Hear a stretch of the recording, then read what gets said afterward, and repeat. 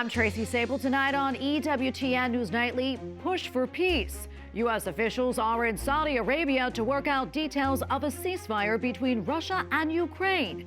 We have the latest. Back at home, Pope Francis greets the faithful as he is released from a Rome hospital after more than a month of treatment. Feeling the heat. Multiple wildfires caused mass evacuations and emergencies across the country, as well as in Japan. These stories and more tonight. From EWTN, the Global Catholic Network, this is EWTN News Nightly. Thank you for being with us on the Feast of St. Catherine of Sweden. Our top story tonight, President Donald Trump holds a cabinet meeting that wasn't originally on his public schedule. Among those in attendance, Secretary of State Marco Rubio discussing the war in Ukraine. And he said today that there is no military solution to this war, adding that it has to end through negotiation. White House correspondent Owen Jensen reports. Tracy, today's cabinet meeting touched on several different topics, including the war in Ukraine, which President Donald Trump has been trying to bring to a conclusion. And today, his Secretary of State, Marco Rubio, was sitting right next to him. Living 2,500 young people, and these are Russian and Ukrainian people largely. And they're not American people, but on a human basis, we want to get it stopped. Over the weekend, more fighting, several deadly Russian bombings across Ukraine, and an apartment building in Russia hit by a Ukrainian drone. Meanwhile, in Saudi Arabia, behind closed doors at a luxury hotel, U.S. and Russian officials open a new round of negotiations for a partial ceasefire. And in the cabinet room at the White House, U.S. Secretary of State Marco Rubio tells the president, "We have teams on the ground in Saudi Arabia meeting with the respective sides in the hopes of making progress towards this outcome that we all want to see."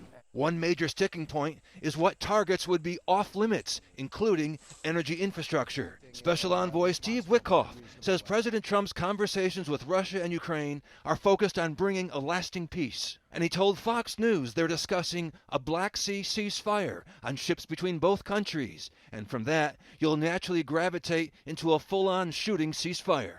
Witkoff also spoke to Tucker Carlson about his face-to-face meetings with Russian President Vladimir Putin. What did you think of him? I liked him. Yep. I thought he was straight up with me. Of course, by the way, I've said that. And you can imagine, by the way, I say that, I get pilloried. I don't regard Putin as a bad guy. That is a complicated situation, that war. Witkoff says communication with Putin is necessary to negotiate an end to the war, and that President Trump's agenda is stop the killing, stop the carnage. But former State Department spokesman Matthew Miller criticized Witkoff, writing, "Witkoff doesn't know the names of all the Ukrainian provinces occupied by Russia, but somehow knows the people there want to join Russia."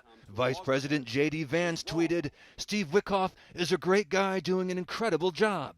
The people sniping at him are mad that he is succeeding where they failed for 40 years.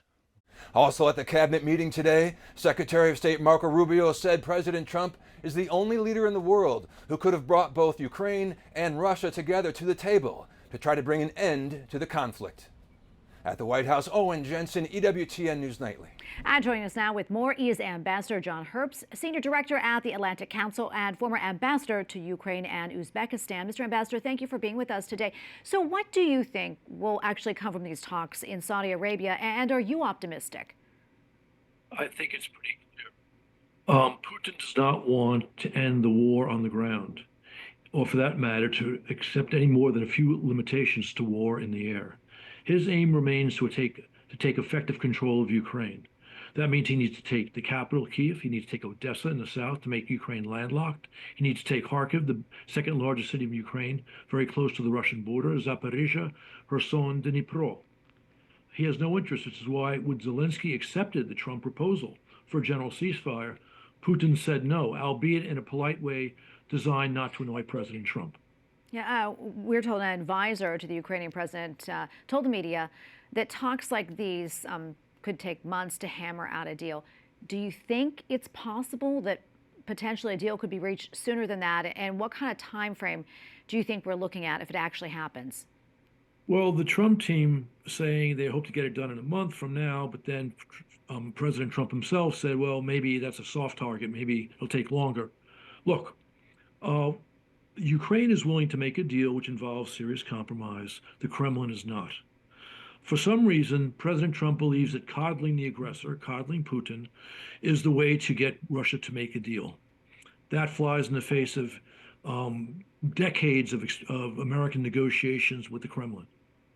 If the Trump team wants a deal quickly, a durable peace, so that Putin stops his aggression in Ukraine, at least stops it where it is right now, he's going to have to put serious pressure on the Kremlin.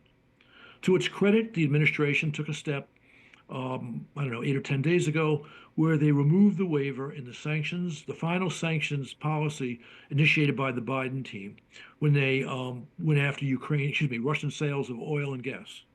That was a good step. But they also need to make clear to Putin that they're going to continue to arm Ukraine so he cannot make further gains on the battlefield. Trump does not want to send these as gifts, so he doesn't have to. Let Ukraine barter that with its minerals. Let Europe pay for it. Let Ukraine pay for it.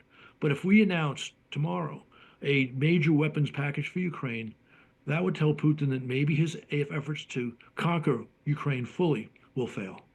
Almost out of time here, but you know this region very well. Do you think that peace is possible here? It's possible if we give Ukraine the ability to stop Russian aggression. Because Putin, unless he will be stopped by force, will continue this war in Ukraine. It's really that simple. Now, Putin is not going to do that on his own. So if the United States, if President Trump wants to make us a great international power again, he would do exactly what I've said. All right, we're going to leave it right there. Thank you so much, Mr. Ambassador, for weighing in. We appreciate your time. My pleasure. Our top officials in the Trump administration, including Defense Secretary Pete Hegseth, appear to have texted plans for an upcoming bombing overseas to a group that included a journalist. Jeffrey Goldberg, editor-in-chief of The Atlantic magazine, says that he was included in a group chat about military strikes in Yemen. Those strikes happened on March 15th, and Goldberg says that he learned about them 2 hours before they happened. A spokesperson for the National Security Council says the messages in the group chat on Signal, an encrypted messaging app, appear to be authentic. A reporter asked President Trump about it this afternoon. I don't know anything about it. I'm not a big fan of The Atlantic. To me, it's a magazine that's going out of business. I think it's not much of a magazine, but I know nothing about it. You're saying that they had what? They were using Signal to coordinate on sensitive materials and having to do with what? Having to do with what? What were they talking about? With the Houthis. The Houthis? You mean the attack on the Houthis? Right. Well, it couldn't have been very effective because the attack was very effective. I can tell you that. I don't know anything about it. You're telling me about it for the first time. An investigation to how that number was added to the chain is now underway. Well, today, a D.C. Court of Appeals heard arguments over the president's use of wartime powers to speed up deportations of immigrants. The case centers around a decision by Judge James Boasberg to issue a temporary restraining order blocking the use of the 1798 Alien Enemies Act. The judge wanted to determine whether the administration was warranted in invoking wartime authority to deport alleged Venezuelan gang members to El Salvador without due process. And for more on this, let's bring in former Arkansas Governor Asa Hutchinson. He was also the first Undersecretary of the Department of Homeland Security when it was created back in 2003. Governor, thank you so much for joining us. We appreciate it. So if you would talk to us more about the Alien Enemies Act, which this case is centered on, and when was the last time it was actually invoked?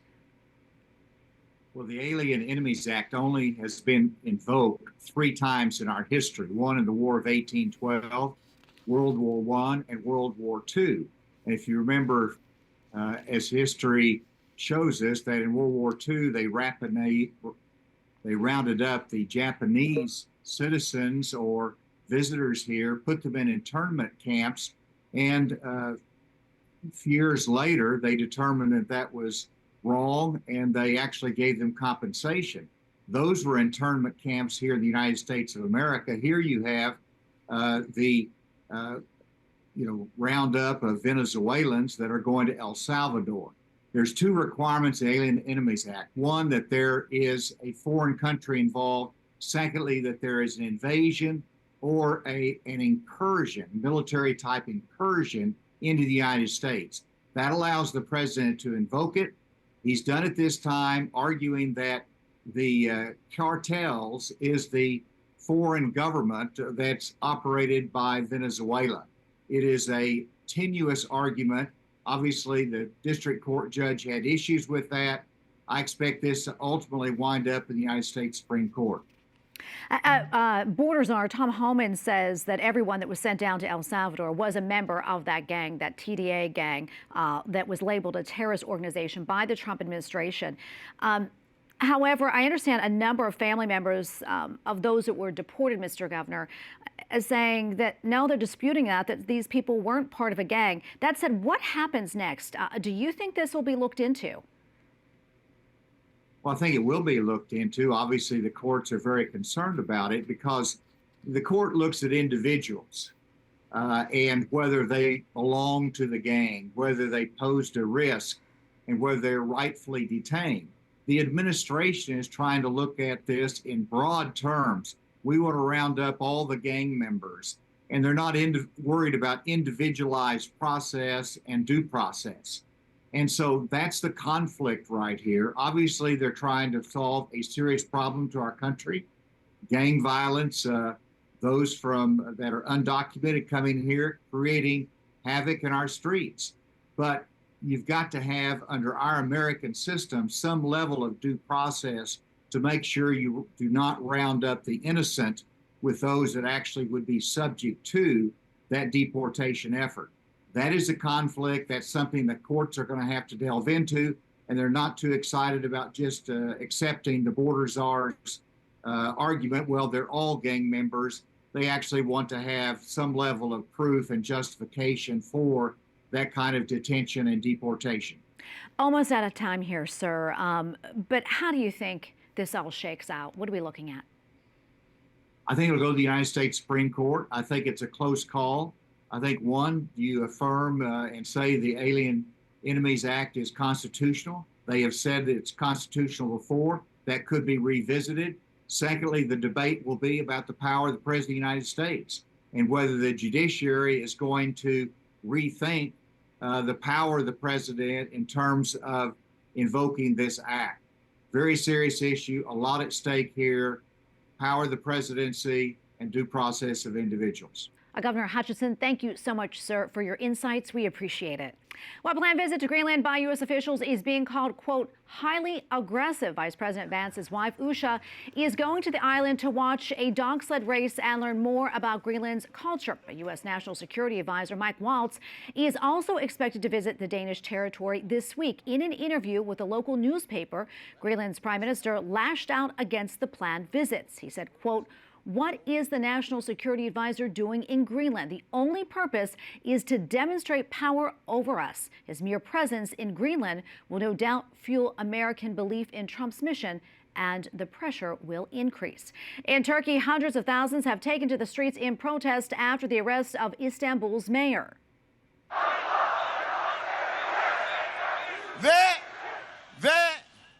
Last night marked the fifth night of protests across the country. In Istanbul, protesters were confronted by police with pepper spray. They are protesting the arrest of Istanbul's mayor, a chief political rival of President Erdogan. The mayor was accused of belonging to a criminal group. Protesters say the accusations are politically motivated. More violence in the Middle East as Israel hits a hospital in an airstrike in southern Gaza. Israel confirmed the attack, saying it targeted a key terrorist with Hamas. The target was not identified. Employees in the hospital are lashing out against Israel and the rest of the world. 22 Arab countries are watching. European countries that call for peace and call for humanity and women's rights and children's rights. Here are the martyrs sleeping on the beds, patients exposed to this barbaric bombing as a result of a brutal aggression. On Saturday, Israel also launched airstrikes against Lebanon, killing at least 7 people. Israel said they were targeting members of Hezbollah in response to rockets fired into Israel earlier in the day. 5 weeks after being hospitalized, the Holy Father has finally been discharged from the Gemelli Hospital and is back at his residence in the Vatican. While the Pope needs to continue rehabilitation therapy, all doctors agree that the best way to recover is to do so at home. EWTN Vatican journalist Benedict Sittergan has more.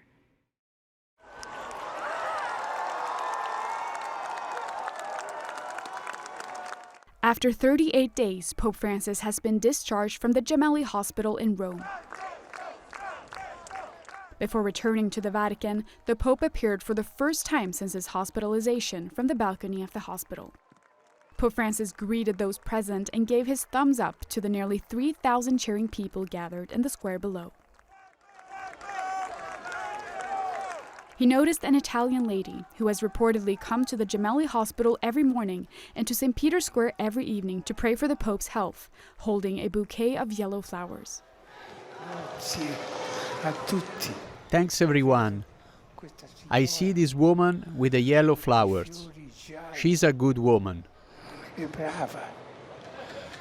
After imparting his blessing, the Pope was released from the hospital. On his way back to the Vatican, he stopped at St. Mary Major, where he gave flowers to Cardinal Rolandas Macricas, coadjutor archpriest of the Papal Basilica, to be placed before the icon of Mary Salus Populi Romani, as a sign of his gratitude for her care and protection. The news of the Pope's discharge was announced the previous day by Dr. Sergio Alfieri, head of the Gemelli Hospital medical team that has been treating the Pope, at a last-minute press conference. The good news that the whole world is waiting for is that tomorrow the Holy Father will be discharged. He will return to Santa Marta. The Pope will now begin a 2-month period of rest during which he will continue to receive drug and respiratory therapy. Dr. Alfieri noted that while the past week has seen significant improvements and the bilateral pneumonia has been successfully treated, time is needed for a complete recovery. The prescription is to continue the pharmaceutical therapies partially, which he will need to take orally for a long time, and, very importantly, the recommendation for a period of rest in convalescence for at least 2 months. The medical team explained that the Pope's lungs and respiratory muscles have been damaged, so it will take time for his voice to return to normal. The doctors also clarified that the serious infections are gone, but that some bacteria remain, and advised against him receiving visitors or meeting large groups of people. When journalists asked about the Pope's participation in the liturgies of Holy Week, the head of the Holy See press office explained that this will be determined based on the improvements shown during this period of recovery. In Rome, Benedict Cedergren, EWTN News Nightly. I have a lot more still to come here on EWTN News Nightly, including a boost for babies. Pro-life lawmakers are making a push on Capitol Hill. And tributes are pouring in following the death of a pro-life lawmaker from Utah.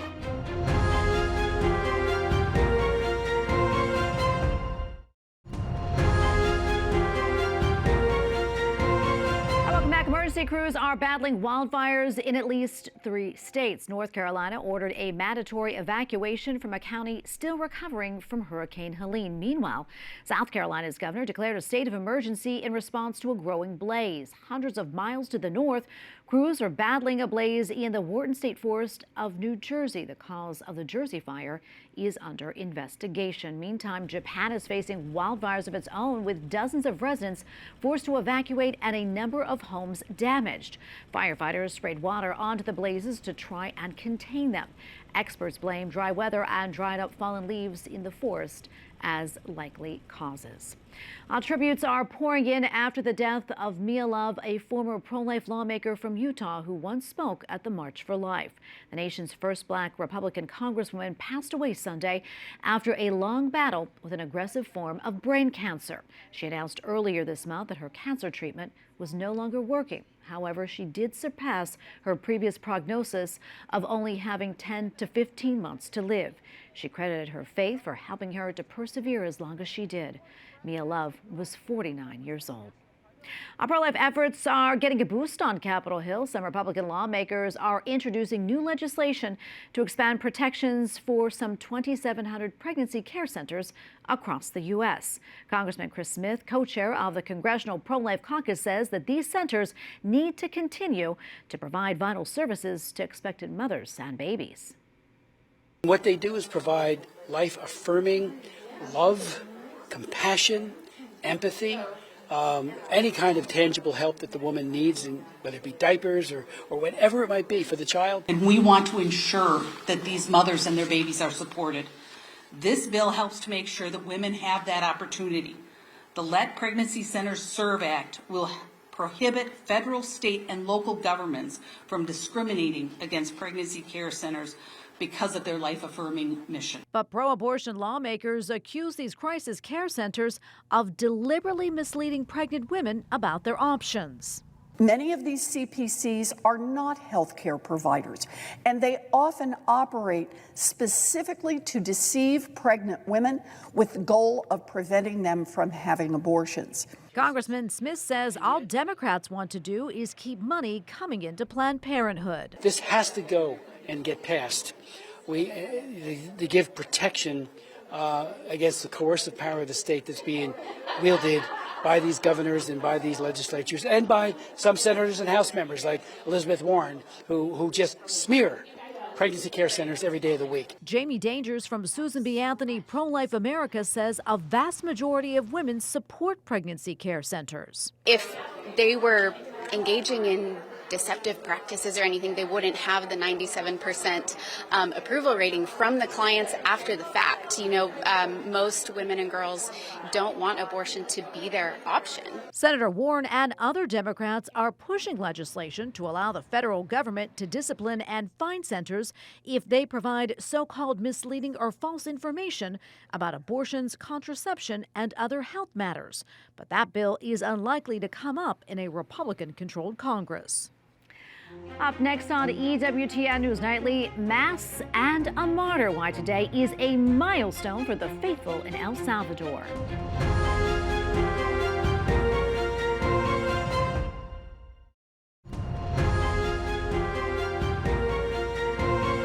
A major memorial for the church in El Salvador. On this day in 1980, St. Oscar Romero was murdered while celebrating Mass. He was the Archbishop of the nation's capital city of San Salvador. His murder came during the start of a civil war between leftist guerrilla forces and the government's right-wing dictatorship. St. Oscar Romero was declared a martyr, killed in hatred of the faith for his vocal defense of human rights. He was canonized by Pope Francis in 2018. Well, finally tonight, spring is upon us, which may mean some springtime cleaning. Experts say the benefits of tidying up and decluttering during the spring can give your brain a boost. Spring can help people manage stress, elevate their mood, and provide a sense of accomplishment when they do some spring cleaning. Experts also add that the key is to try to not do too much at once, but set small goals to accomplish them one at a time. And I know somebody who needs to do a lot of spring cleaning. That's me. We thank you for watching tonight. Remember, you can follow us on social media, Facebook, X, and Instagram at EWTN News Nightly. I'm Tracy Sabol. Good night and God bless.